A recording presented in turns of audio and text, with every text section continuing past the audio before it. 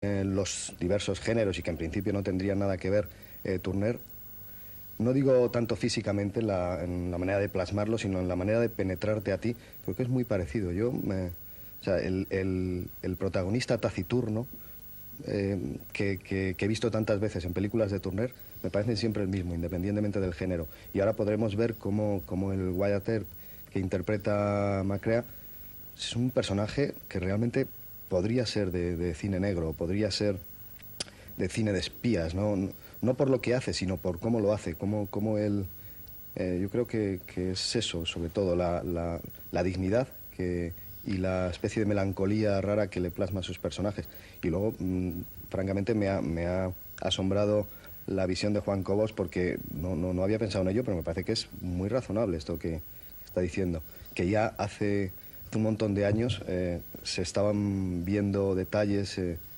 bueno, que también habías apuntado tú, detalles de por dónde iban a ir las cosas moralmente, sobre todo, y políticamente ahora. Muy bien, muchas gracias.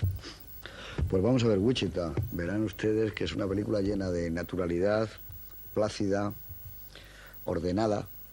Y bueno, el arranque no puede ser más Turner, y es unos vaqueros, han terminado su jornada, se lavan, comen y llega un jinete.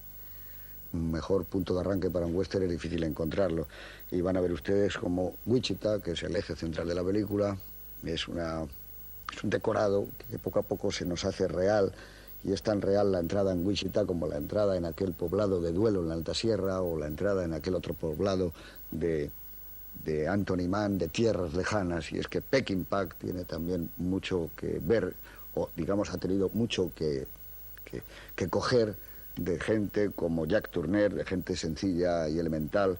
Y sobre todo es muy difícil hoy en el cine de hoy día presentar a un personaje como presenta él a Wyatt Earp, pues como Howard Hawks presentaba los suyos, mucho más allá de la sencillez de decir hombre, perro, Biblia, sino es un ser humano, y un ser humano y le vemos comer, montar a caballo, caminar, interesarse por las cosas, es como un reflejo de vida, tiene mucho que ver hasta, yo diría, con el neorrealismo italiano. Pero bueno, vamos a ver este western y decirles que a petición de ustedes y debido al éxito que tuvieron los western el verano último en televisión española, no solo va a ser el último, sino que para dentro también de pocas semanas veremos las aventuras de Jeremy R. Johnson, con lo cual creo que damos satisfacción a muchos de ustedes que, como nosotros, se sienten interesados por el western. Pero aún así, este es un western especial y realmente nuevo. Con todos ustedes, Wichita, poco después el famoso duelo del OK Corral. La película es del año 1955. Toda la década de los 50 es espléndida para el western y para el cine en general, pero yo creo que no es difícil rastrear entre el año 49 y el 60 o 61, pues 100 obras maestras que da el western, pero sin ninguna duda, es una cosa asombrosa los años 50 del western, obras de Wetticher, de Anthony Mann, André de Toth, John Ford, Howard Hawks, Raoul Walsh, bueno, ¿para qué seguir? En este año 1955, Marion Anderson es la primera cantante de raza negra que actúa en el Metropolitan Opera House de Nueva York, lo cual produce un alboroto enorme, sobre todo en los medios de comunicación norteamericanos.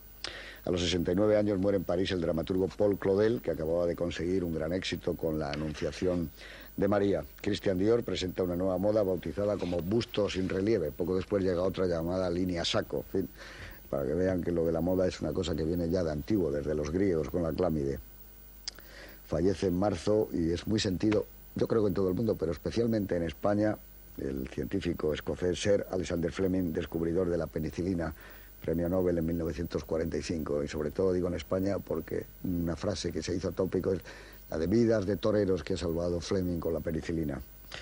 Digamos también que en un modesto apartamento de Nueva York, frente a un televisor de aquellos de madera, un televisor un poco forma de cubo, muere también otro gran hombre, el gran músico de jazz Charlie Parker, al que Clint Eastwood rendirá homenaje años después en su película Bird. También fallece Albert Einstein. Es un año de grandes fallecimientos, como estamos viendo, que había recibido el premio Nobel en 1921 y era doctor honoris causa por una docena o docena y media de universidades, y un hombre que prácticamente cambia la mentalidad del siglo XX. Estamos alimentándonos, dicen los científicos, de sus predicciones y teorías.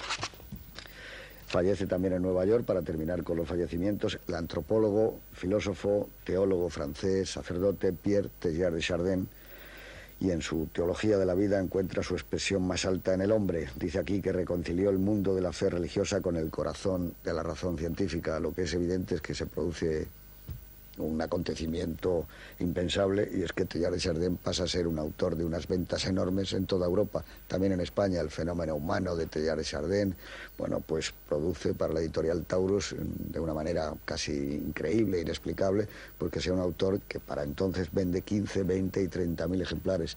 Teilhard de Chardin realmente tenía una teoría que en el Vaticano no era muy bien vista, pero que luego el Concilio Vaticano II viene a darle la razón, porque hay que abrirse continuamente, y esa cosmología que él apunta en sus libros, donde todo nace del ser humano, donde todo viene del hombre y que en el hombre está Dios, en fin, un poco lo que hablábamos hace unas semanas del Río de Renoir, le hace una de las personalidades más brillantes del siglo. A propuesta del periódico francés L'Équipe, y cambiando el tercio, los principales clubes de Europa acuerdan celebrar una nueva competición, la Copa de Europa de Fútbol, cuyas primeras 5 ediciones, como ustedes saben, la gana el Real Madrid. Ahora se está creando prácticamente otra nueva edición, otra nueva visión de esa Copa de Europa en una liga, todavía no está muy por definir. Y bueno, se publica una de las obras maestras de la literatura en lengua española y de cualquier otro tipo de lengua, que es el Pedro Páramo, de Juan Rulfo, una obra realmente asombrosa. Y en el año 55, para terminar, y en cuanto al cine, se celebran las famosas conversaciones de Salamanca, donde están Berlanga, Manuel Oliveira, Muñoz Suay, Carlos Saura, Saider Heredia, Antonio del Amo, Juan Antonio Bardén, etcétera, y que vista hoy, pues la lectura es luchemos por un cine mejor, y también nos hemos cargado un tipo de cine que se hacía en los estudios, como dice Berlanga, que en fin, pero en cualquier caso fueron unas conversaciones claves y definitivas para la evolución de nuestro cine. Y ya sin más, si queréis, pues vamos a pasar a hablar de esta película de Wichita, Dicen donde que para decir que a alguien le da miedo dice se enfrió. ¿Se enfrió? Que es una palabra realmente, yo no sé cómo será la traducción en inglés, pero es muy bonito el concepto. Aquel se enfrió, ¿no? Y que la visión, evidentemente, de Wyatt Earp no tiene nada que ver con unos Wyatt Earp que hayamos visto. Bueno, quizá un poco... Con Henry Fonda quizá algo, ¿no? Sí, Burt Lancaster en Duelo de Titanes tenía un poco maneras, ese aspecto. El tono épico, un poco de cuento, realmente ya se da en la canción que se canta al principio, donde poco el espectador ya tiene la sensación de que le van a contar una pequeña epopeya, bueno, pequeña o grande epopeya de ese personaje. Prácticamente te cuentan lo que va a pasar en la película. Una canción muy bonita, y a partir de ahí tú ya, digamos que tienes una cierta disposición con respecto a la película. A mí me... Sí, pero yo creo que es el juego ese de contar con la balada inicial, el que dice, este es un personaje mítico y legendario, y luego te saca a un individuo totalmente realista, cotidiano, y que no hace nada espectacular, porque es el héroe con menos pinta heroica, menos presuntuoso, menos desafiante y más realista en todo. Es decir, le dice a la gente, cuando dice uno que no, Matt Masterson, que no tira muy rápido, dice, no intentes aprender.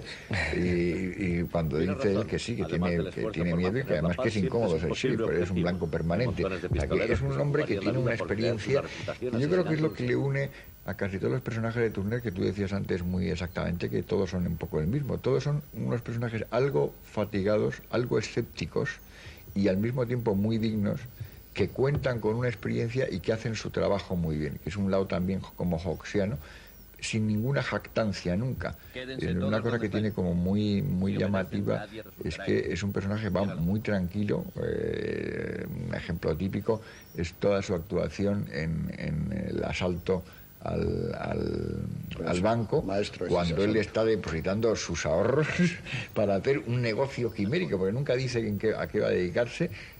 Planea que va a meterse en un negocio, que eso ha despertado ya la codicia de los dos hermanos vaqueros desde la escena inicial, y que va a tener un enfrentamiento permanente con ellos.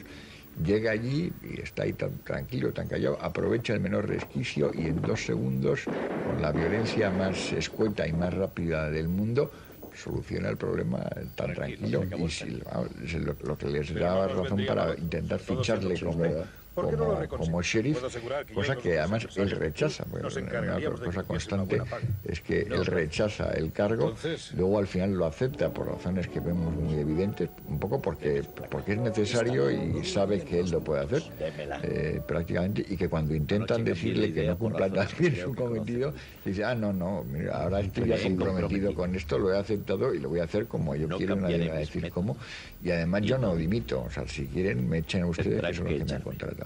Lo que nos lleva a otro tema que se ha mencionado.